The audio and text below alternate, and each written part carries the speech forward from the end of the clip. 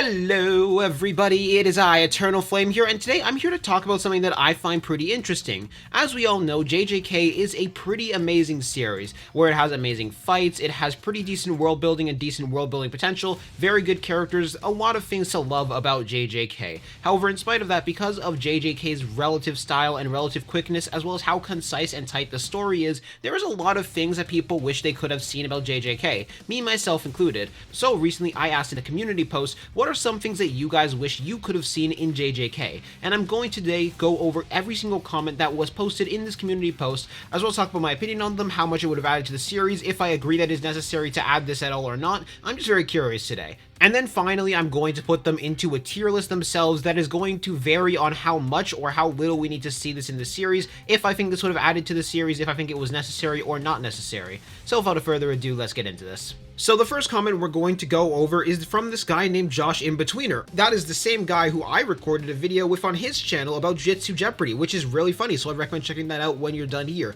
Anyways, onto the actual comment itself. Basically, his comment is about Mimiko and Nanako. For people who do not know who Mimiko and Nanako is, makes sense. It's the two girls that got one shot by Sukuna and that are Geto's kids. Which is basically the entire problem with that. That is literally the only thing we actually know about them, and that's kind of their only real importance. When it's actually just straight up implied, they are basically supposed to be Geto's equivalent to Megami. The two kids that were adopted around the same time that Gojo had adopted Megami, and that was supposed to be what they were the equivalent of, and yet they barely got any screen time, and their most memorable moment is literally being immediately killed by Sukuna, and Geto destroying a village to save them. Other than that, they don't really have anything to their name. If it wasn't for those two things, most people wouldn't even remember them, because those are the only two things about them, which is what Josh's comment is about, especially considering that they do have interesting curse techniques, with one of them having a curse technique based around a voodoo doll, while the other has a curse technique based around the phone. And I do think they do have some really interesting story potential if they weren't taken as just pure villain pawns.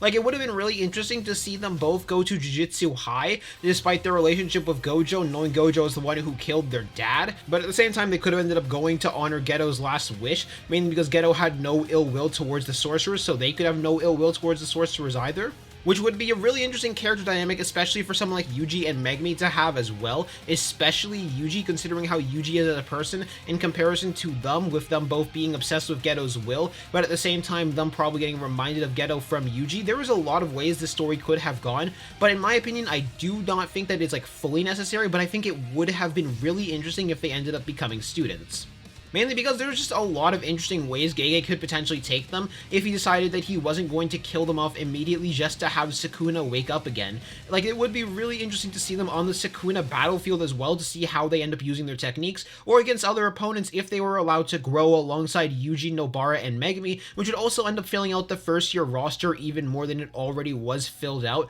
just to actually make Jujutsu High look that bigger. So while I do think this would have been a really cool thing to add to the plot, I'm going to have to put it in B tier, because while I think it has potential, I don't think it has too much potential, as it really would just be adding two more characters to the plot that could be fleshed out and have interesting potential, but that's a lot of characters in JJK in my opinion. Though the main reason I'm keeping it in B tier and I'm not going to put it in C tier is mainly because they do have the potential of having interesting character conflicts with Kenjaku, which I think would be extremely interesting considering the only real character that we actually have that has character conflict with Kenjaku is Yuki and Choso, so that would have added even more to the conflict. Well, and Yuda Kotsu, of course, but yeah, that would have added even more conflict to it as well. However, we're going to move on to the next thing we should have seen about JJK, which comes from DICE, as they actually have two things that they wish we would have seen on JJK, which the first thing is Yuji fighting alongside his brothers Todo and Choso would have been fire, as well as some interactions between them, and same with Todo and Yuki. They do also talk about Kenjaku as well, but I'm going to save Kenjaku for a little bit later into the video, mainly because if you guys notice one thing on this community post,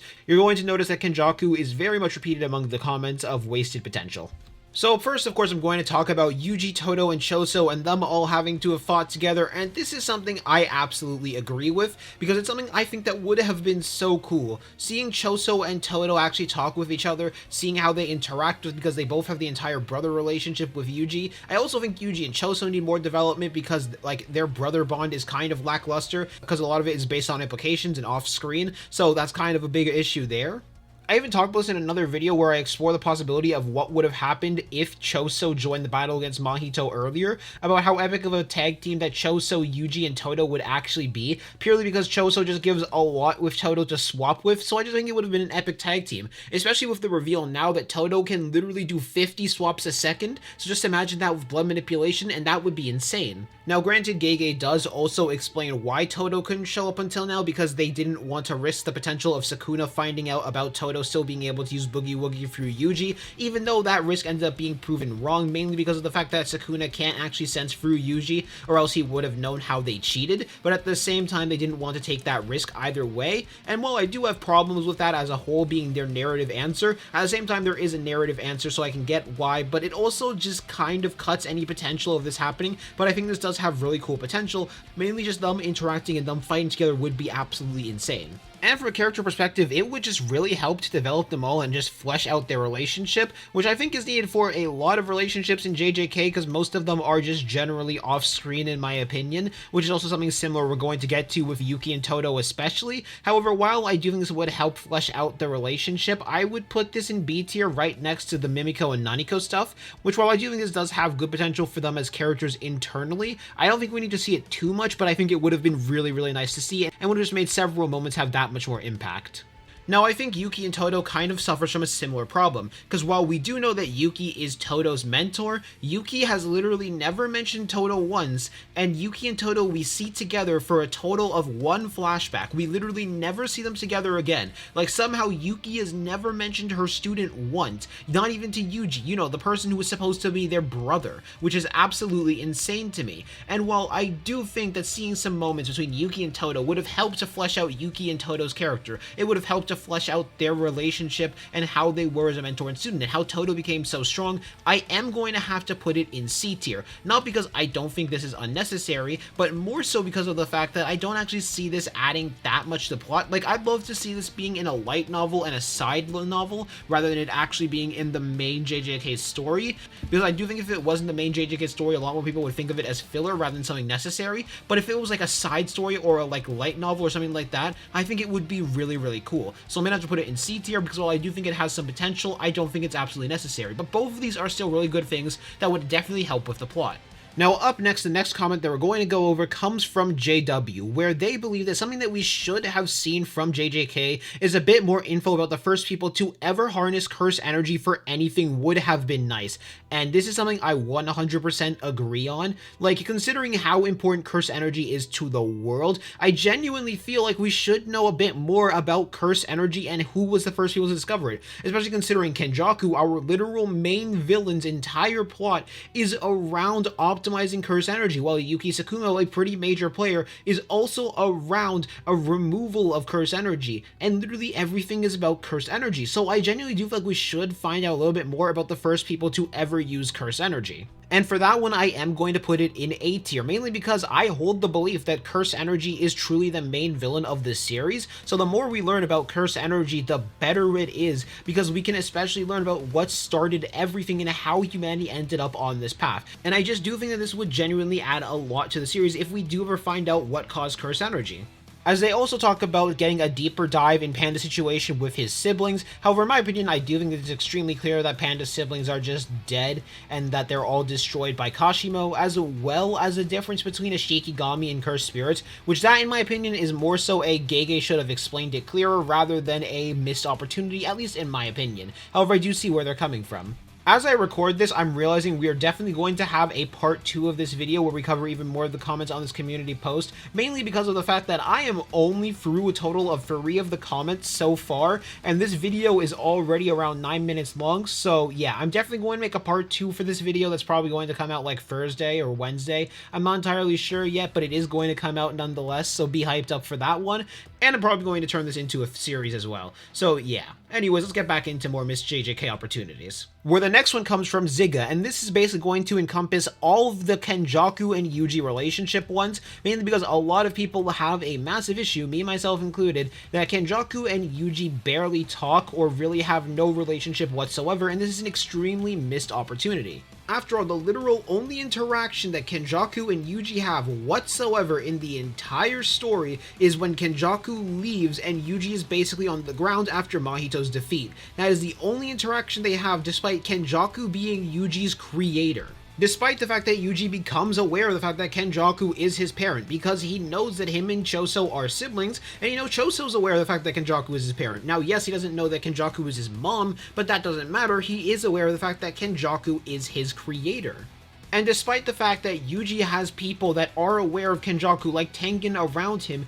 he never even tries once to ask them. He never asks Choso about Kenjaku, he never asks anyone about that or for more information. He kind of just accepts the fact that Kenny is their mom, or just rejects it. He doesn't really care about it, and that's kind of the main issue. Now, yes, I do know it's a part of Yuji's character that he doesn't really care that Kenjaku is his parent. They're just an enemy to him, but at the same time, it's such a missed opportunity, considering the literal orchestrator of the series and one of the most major villains of the series is his parents, down to the point where Kenjaku has high expectations for Yuji as well. That's why most theories that have to do with Yuji and Kenjaku are expecting them to talk at some point. That's why a lot of people believe there's potential of Yuji just being the vessel for the merger, because we don't know why Kenjaku created Yuji yet, other than being the vessel for the King of Curses, but even then, it feels like there's more of a purpose than just that. After all, this bond just doesn't get explored anywhere near enough, and it should have gotten explored more. While yes, I know this isn't part of Yuji's narrative, but it does make a lot of sense for Yuji to explore it, especially considering their familial bond. It would have just been really cool to see it explore. It would have allowed more of a bond to be formed and actually make it matter. After all, what does Yuji being Kenjaku's child matter, other than of course an explanation for why Yuji is capable of doing what he is doing? Other than that, it doesn't really matter at all. It's literally just a plot tool rather than being a exploration for the plot, and that's a huge missed opportunity in my opinion and also their opinion.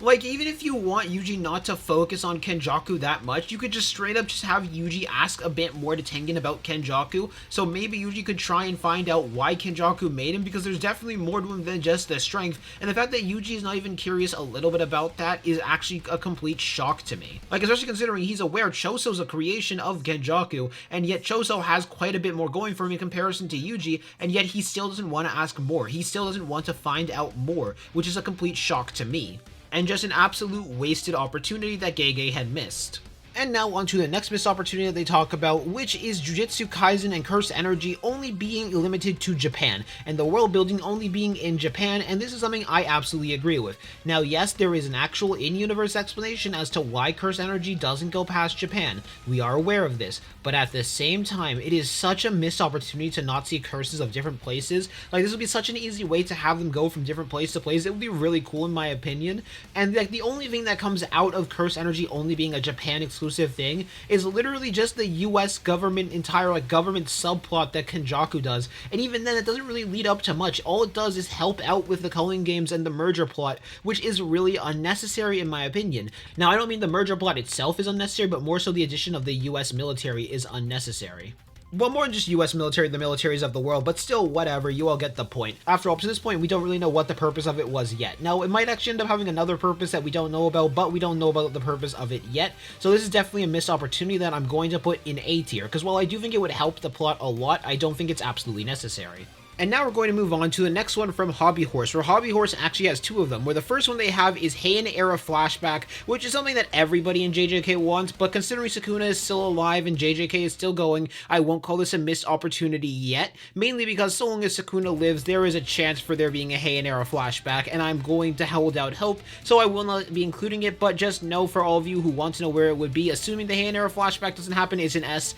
it's an obvious S, I don't think I need to tell anyone that. However, it's the next part that I think is much more interesting, which is actually showing the previous 6 Eyes plus Limitless users in the past, as well as the previous 10 Shadows users in the past. And I 100% agree, this was a heavily missed opportunity, especially because we have something that literally brings people back from the past. Now, of course, the 6 Eyes we couldn't see happen, but we could see 10 Shadows users who had fought 6 Eyes Limitless users in the past, and they have memories of that, so there would be an easy way to bring them back. Plus, it would be so cool to see a 10 Shadows user that was, like, better than Megumi, but not better than Sukuna, because no one's going to be better than Sukuna with 10 Shadows, and just this in-between point, so we could actually see the full potential of 10 Shadows even before it falls into a monster like Sukuna's hands. which could also be a reasonable goal for Megami to have a 10 Shadows user like that. Of course, we know no 10 Shadows user is capable of taming Maharaga, but there is a lot you can do with 10 Shadows, so us being able to see more of someone else who is capable of using 10 Shadows that doesn't have the same mindset as Megami would be really cool. And like, it doesn't even need to be through the culling games. You could have it be like a flashback to show what that could be capable of, like Megami potentially just reading some documents,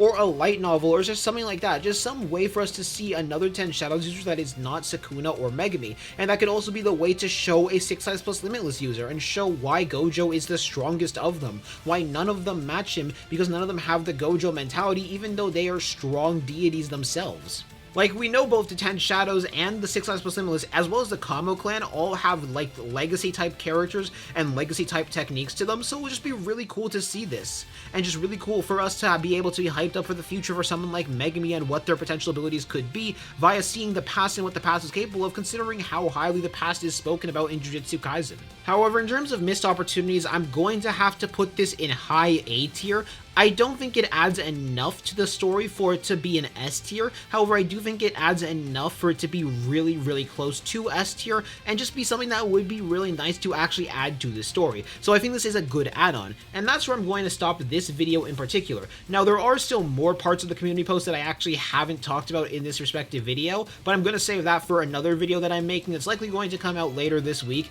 So if you want to be in the future one of these videos, be sure to comment down what you guys think is a missed JJK opportunity. Or just something you would absolutely love to see in JJK that just Gege didn't go into. Like, what is some part of the world of JJK that you wish Gege went more in depth with? Or just some interaction that you wish had actually happened, because there are a lot that I definitely missed in this video. Anyways, I'm gonna head out, I'm gonna see you all later, peace out, have a good day.